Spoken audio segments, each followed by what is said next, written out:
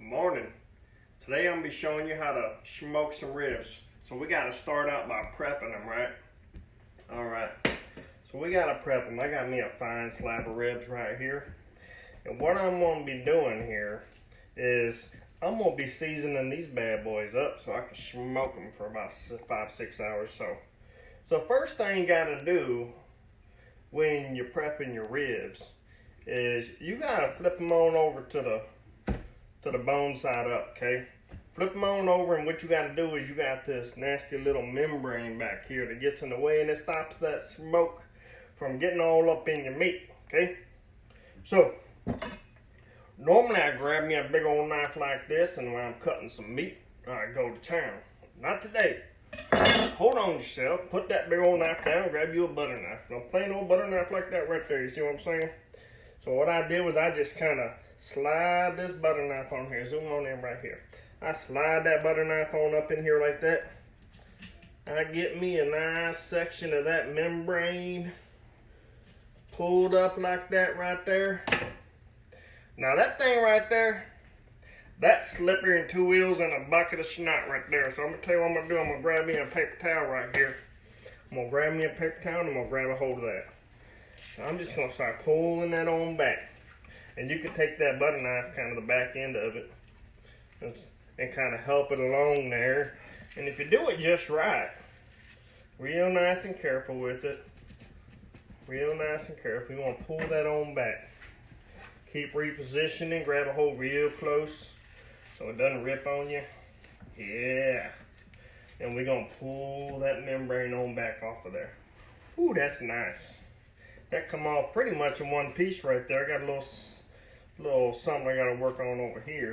Alright, so we got that there membrane off of there, and what that's going to allow to do again is let that smoke rise on up in there, okay?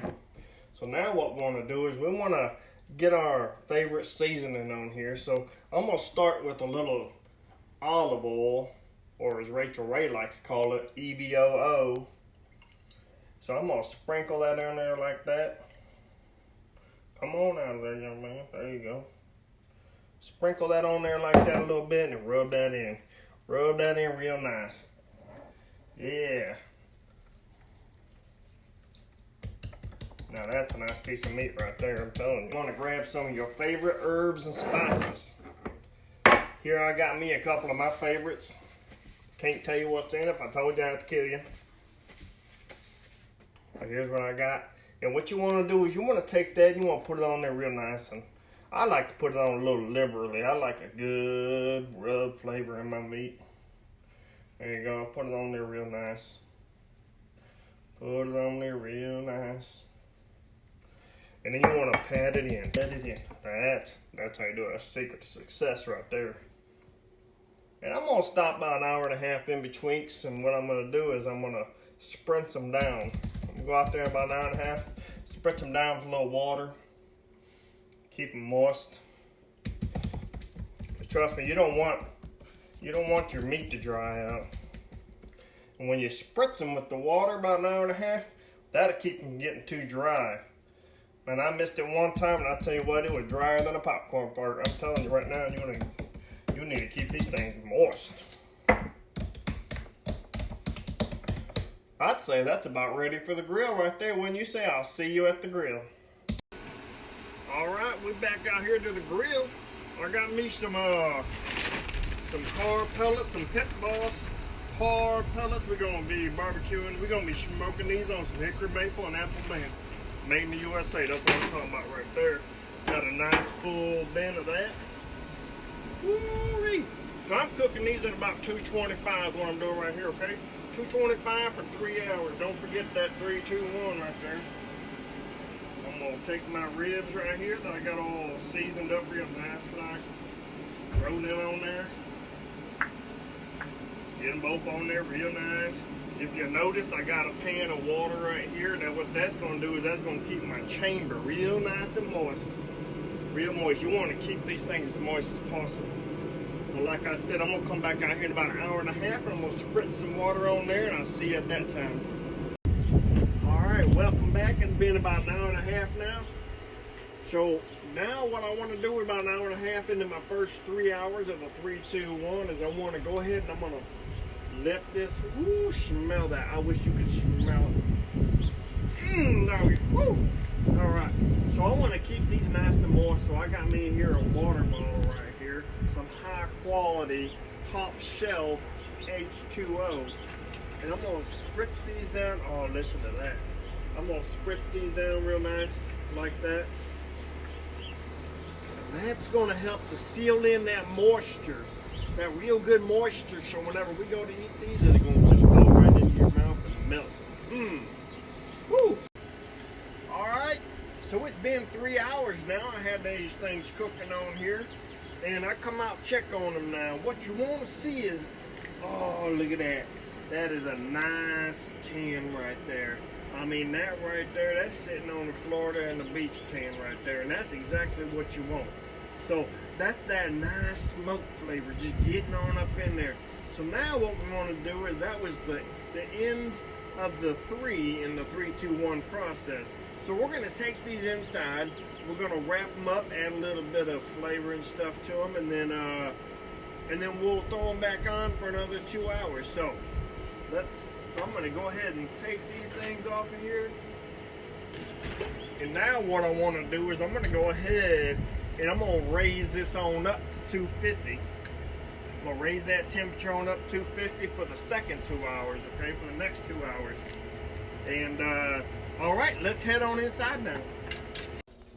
All right, so we're back inside here. Now what I want to do is I want to put these in some foil. And then we're going to add a little more extra stuff in here. A couple little trade secrets that I learned. Shout out to my buddy Josh for giving me some of these wonderful tips. He likes to cook up some roadkill and make it turn into some gourmet food or something or another. So I put this here on the tin foil, and you'll notice I got 2 sheets of tin foil here. And you want to wrap this up like this. Create a little boat for it to sit in. Okay, just like that right there. And now what I want to do, I'm gonna grab a fork and I'm gonna grab me a chunk of butter here, okay? And I'm gonna take this here butter and I'm gonna slather it, I'm gonna melt it right on there. I got me plenty of butter on there. Now me, I like some good sweet ribs. My family, we enjoy some good sweet ribs. So what I'm gonna add on there next, some brown sugar. And you'll notice if you kind of look on in here, as I pour that on there, it just kind of melts right in. You'll see it just kind of disappear. I'm gonna pour that on there a little liberally because I like me some sweet ribs right there. And I'm just pouring this here on the top, okay? I'm gonna kind of spread that in a little bit. Melt that up, spread that in a little bit right there. Yeah. So now before I wrap this on up here, I like to, some people take apple juice or some cherry Coca-Cola or something like that. What I'm gonna do is I'm gonna take some of this fancy Spectre root beer here, and I'm gonna pour it right along the sides, just a little bit right there along the sides of that. I'm gonna pour some on this side right here. Gonna pour right along the edge there. Now the reason I use two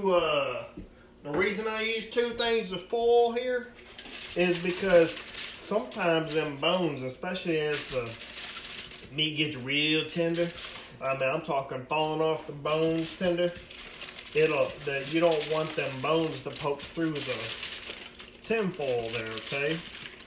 Now I'm gonna do this to my other rib, and then we will meet back out on the grill when I throw these bad boys back on there for another 2 hours, okay?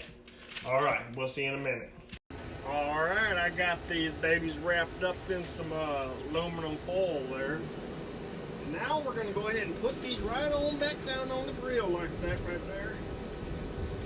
Oh yeah, and that's gonna finish cooking them through there. And when next time we see these, I mean this tin foil is just gonna be so loose and limp, it's just gonna come right apart right there. That's gonna be real nice. All right, close that up. I'm gonna set my timer for 2 hours. I got this here fancy smoking grill right here, so I can set my temperature and I can set my time for another 2 hours, and we'll see you then. Woo, we back! We back and we ready to pull these bad boys off the grill. Alright, so it has been the finish of the 2 hours in the 3, 2, 1. So I'm going to go ahead and pull these on off here. Look at that. Them are just folding right up. That is some tender meat right there. So we're going to go inside. I'm going to put some barbecue sauce on these, my favorite barbecue sauce. And then we're going to throw these back on here for another 15-20 minutes. Let that thicken on up on there and bake right to the meat, and it is ready to put it in the belly. Alright, so come on, let's go inside. Alright, we're back inside. Now we're going to open this up here. Smell, oh. Ooh, that smells so good. Ooh-wee. Look how pretty that is. That's pretty in a country bride right there. Woo. So we got that nice. That's real good. So now what I want to do is I want to go ahead and grab my favorite barbecue sauce, Sweet Baby Ray's. They're not paying me to say that, but it tastes amazing. So I'm going to grab that there barbecue sauce and I'm going to slather it on real nice. I'm going to dress it up. If you get in real close right here, you can notice that the meat has kind of pulled back. See how it's pulling away from that bone already? If I was to grab one of them bones right there, it'd fall right out. It'd just come right out of my hand. That's all it takes right there. See how I'm just slathering that on? Now, my wife, she don't much like the barbecue sauce, so she's going to ask for some without it. She might be communist. I don't know. I'm still working to figure that out. Alright. So then what I'm going to do is I'm going to take it out of this aluminum foil and just put that straight back on the grill. Let that smoke kind of soak up into that barbecue sauce and let that just kind of cure right on there. So I'm gonna go ahead and do that, and the next time you see me, I'll be filling my face with this good old meat right here. This pig sacrificed his life for the greater good of my belly. Alright, so I'll see you back whenever the ribs are all done. Alright, we're back inside, and these things are done. Perfect. Look, I'm just pulling these here apart right here.